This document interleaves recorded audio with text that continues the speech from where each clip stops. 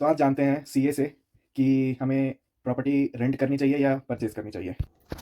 तो सीए नेहा जी, हाँ जी।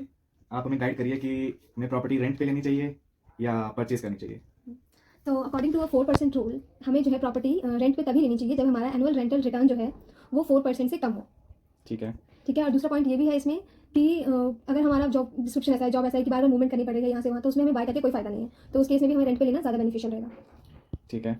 पर अगर हम घर परचेज़ करते हैं, हम्म, तो क्या हमें रेंट से आज़ादी नहीं मिलेगी? रेंट से आज़ादी मिलेगी, लेकिन फिर आपको फ़ायदा देखना है ना अल्टीमेटली कि आपको फ़ायदा ज़्यादा कहाँ पर हो रहा है। अगर हमें मंथली रेंट नहीं देना पड़ रहा तो हमें ऑब्वियसली वो फ़ायदा ही हो रहा है।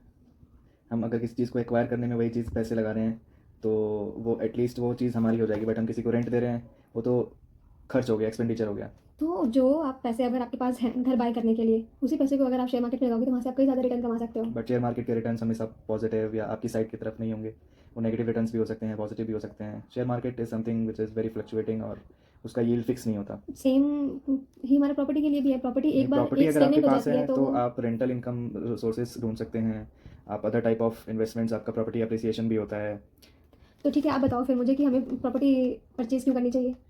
मेरे हिसाब तो जानते हैं कि घर लेना क्यों ज़रूरी है। तो मेरे हिसाब से अगर हमें रेंट से फ्रीडम चाहिए, इमोशनली फ्री होने की एक पावर चाहिए, एक ओवरकम करने की किसी एक अपने टास्क को अचीव करने की जैसी फीलिंग आती है, उसी तरीके से एक ह्यूमन नेचर होता है कि अगर हम किसी चीज़ को एक्वायर करते हैं तो वो जो फीलिंग एक आती है, उस चीज़ को रेंटल इनकम या रेंट प्रॉपर्टीज़ कभी भी सेटिस्फाई नहीं कर सकती। आप जैसे चाहें वैसे रह सकते हैं। अगर आप किसी के घर में रहते हैं या रेंटल इनकम पे रहते हैं, रेंटल प्रॉपर्टी पे रहते हैं, तो वहाँ आपके पास वो फ्रीडम नहीं होती कि आप घर में आप जैसे चाहें वैसे रह सकें, या अगर आप कुछ घर में लाना चाहें या कुछ बनाना ही चाहें, तो उसमें हमेशा कुछ ना कुछ इंटरफेरेंस ओनर से या प्रॉपर्टी ओनर से वो आपको मिलता है। बट अगर आप अपना घर एक्वायर करते हैं तो आपको फ्रीडम रहती है।